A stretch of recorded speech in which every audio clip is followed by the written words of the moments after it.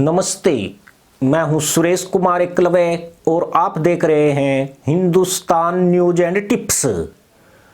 दुनिया में ऐसे भिखारी शायद नहीं मिलेंगे जो दांत दिखाकर भीख मांगते हो, पर पड़ोसी मदरसा मुल्क पाकिस्तान में ऐसे भिखारियों की कोई कमी नहीं है। यह जाहिल पहले तशरीफ परोसकर मदद की गुहारें करते हैं, लेकिन जब इनकी यह धूर्त मुल्ला पॉलिसी विफल हो जाती है तो यह बकलोली पर उतर आते हैं। अब इनकी सिर्फ फटी नहीं पड़ी है बल्कि उधड़ भी रही है, और इसी उधड़े हुए पिछवाड़े से बिलबिलाए ये निकम्मे और निठल्ले जाहिल दुनिया को डराकर भीख पाने की उम्मीद कर रहे हैं।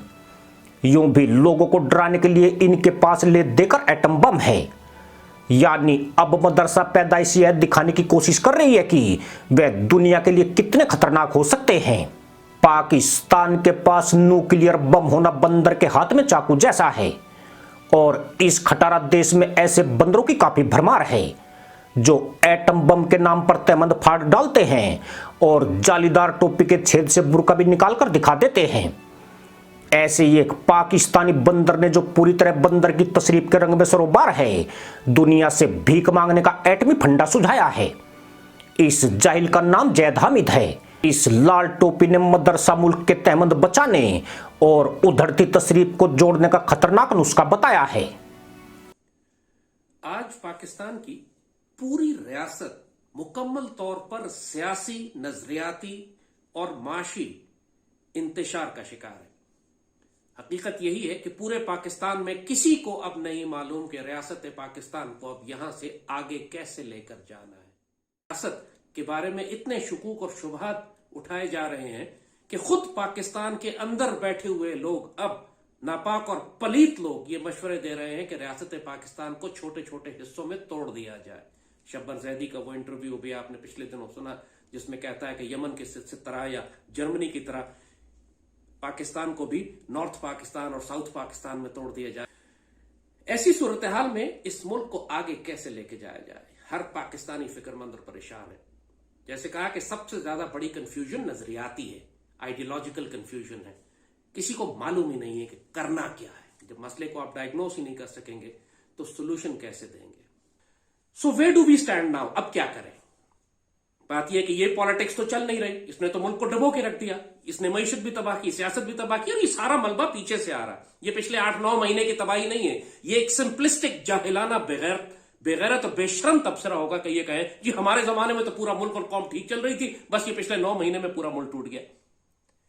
जो कुछ हो रहा है पाकिस्तान में आज, जो भारत की जंगी तैयारियां हैं, जो दहशतगर्दी है, जिन दहशतगर्दों को अफगानिस्तान से आपने लाकर पाकिस्तान में आबाद किया, जो स्टेट बैंक आपने फरोख्त किया है IMF को, उसकी पॉलिसीज है जिसका फॉल आउट अब आपको पूरे मुल्क में नजर आ रहा है। जो वो प्रेशर डाल रहे हैं आपके ऊपर, आप पर वो दबाव डाल रहे हैं कि पाकिस्तान की LCs नहीं खोल रहे हैं और हमारा ट्रेड और कारोबार खराब कर रहे हैं, और हमारा एक्सचेंज रेट डॉलर का आउट ऑफ कंट्रोल हुआ चला जा रहा है, बिकॉज स्टेट बैंक इंटरफेयर ही नहीं कर रहा चीजों को स्टेबलाइज करने के लिए। जान के इकोनॉमिक टेररिस्ट इकोनॉमिकली मुल्क को डिमोलिश कर रहे हैं। ये सब ऑर्केस्ट्रेटेड है, बाय डिजाइन है। ये सब कुछ इमरान के दस्तखत से हुआ हुआ, ये सब कुछ इमरान के साइन थे इसके ऊपर। अब मासूम चूचा नहीं बन सकते वो, क्या हमें पता ही नहीं था, सब कुछ बाजवा ने कर दिया। दूसरी जाने क्रेडिट भी लेते हैं कि हमने इकोनॉमी ठीक कर दी थी बहुत। So what do we do now? अब हम कहां जाएं? अब क्या करें? जाहिर है कि आदमी को एक रेड लाइन कहीं ना कहीं लगानी पड़ेगी कि मुल्क अगर श्रीलंका बन जाता है, लेबनान बन जाता है। लेबनान में आपने देखा पूरे बैंकों को आग लगा दी लोगों ने, क्योंकि बैंकों ने पैसे देना बंद कर दिए, कैश फ्रीज कर दिया, लोगों के पैसे जो बैंक में थे वो गए। अब लोग लेबनान में बैंकों को आग लगा रहे हैं। श्रीलंका का हाल आपने देख लिया था। ये पाकिस्तान को उसी जानिब लेके जा रहे हैं। इसीलिए बकवास शुरू करते ही साथ साथ का एटमी प्रोग्राम हमारा दुश्मनों के हाथ में जा रहा है। अल्लाह का फजल है, किसी का बाप हमारा एटमी प्रोग्राम नहीं ले जा सकता। वो सोल्यूशन जो हमने दिया था कि दुश्मन के आगे जबरदस्ती वो हमें डिफॉल्ट करा के ये कहें कि हम आपके एटमी हथियार कॉम्प्रोमाइज कर रहे हैं, उससे बेहतर ऑप्शन हमारे पास ये है कि हम मुसलमान मुल्कों के साथ एक सिक्योरिटी कोलैबोरेशन करें, न्यूक्लियर कोलैबोरेशन करें, अपनी न्यूक्लियर टेक्नोलॉजी एक्सपोर्ट करें लीगली, और उससे अपना फॉरेन एक्सचेंज कमाएं। ये बेहतर ऑप्शन है बनिस्बत इस बात के कि हम बेहोश होकर लेट जाएं और कहें कि जी हमें कर्जा दो, हम एटमी हथियार तुम्हें देते हैं, तुम हमें मजीद कर्जा दो। मजीद कर्जे की हमें जरूरत ही नहीं है। हम एक्सपोर्ट करें अपने न्यूक्लियर वेपन्स और न्यूक्लियर टेक्नोलॉजी। क्यों नहीं कर सकते?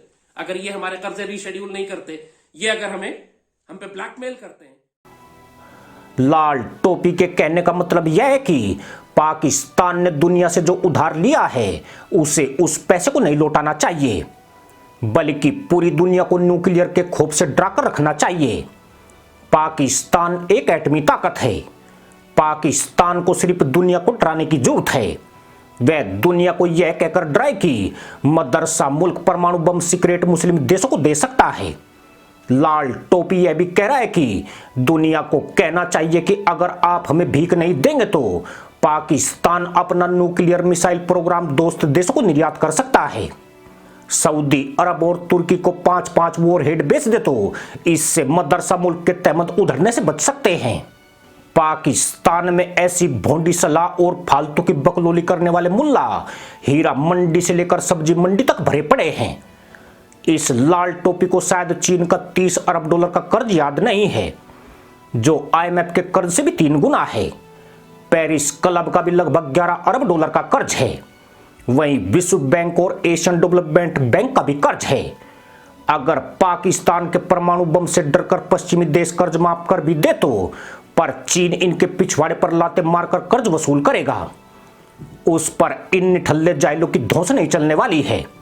जहां तक 10 परमाणु बम तुर्की और सऊदी अरब को बेचने की बात है तो सऊदी को एटम बम की कोई जरूरत नहीं है और तुर्की के तो वैसे ही बाजे बजे पड़े हैं। भूकंप ने उसे भी तहमतवीन कर दिया है। तुर्की ने पहले भी पाकिस्तान से परमाणु तकनीक लेने की कोशिश की थी, लेकिन अमेरिका का डंडा देखकर ठंडा हो गया। लाल टोपी जो फंटर मुल्ला वाली बकलोली कर रहा है वह सिर्फ नालायक और कमजोर लोग ही कर सकते हैं। ऐसे लोगों के पिछवाड़े तिरछे बाके होते हैं जो ऐसे ही ठिकाने की तलाश में रहते हैं जहां उनका बैलेंस टिकाऊ हो सके। लाल टोपी को पता होना चाहिए कि उत्तर कोरिया के पास भी परमाणु टेक्नोलॉजी है। उसके ऊपर तो अमेरिका का जोर भी नहीं चलता है। वहां के हालात पाकिस्तान से भी कम बदतर नहीं है, मगर वह भी आज तक परमाणु बम के खरीदार नहीं तलाश कर सका है। अगर ऐसा ही संभव होता तो सबसे पहले उत्तर Korea atom bomb on sale के बोर्ड लगा देता। यह अलग बात है कि पाकिस्तान का उत्तर कोरिया ही पहला और आखिरी ग्राहक था जिसने उससे टेक्नोलॉजी खरीदी थी। अब अगर लाल टोपी का एटम बम दिखाकर दुनिया से कर्ज माफ कराने का फंडा सफल हो भी जाए तो पाकिस्तान जैसा भिखारी मुल्क भविष्य में गुजारा कैसे करेगा। मदरसा मुल्क की अर्थव्यवस्था कर्ज और भीख पर ही निर्भर है। भविष्य में पाकिस्तान को कोई भी देश शायद ही कर्ज दे पाएगा। इसलिए लाल टोपी को यह भी बताना चाहिए कि उस स्थिति में मदरसा मुल्क क्या करेगा। इसी के साथ अनुमति दोस्तों, जय जवान, जय किसान, जय हिंद, वंदे मातरम।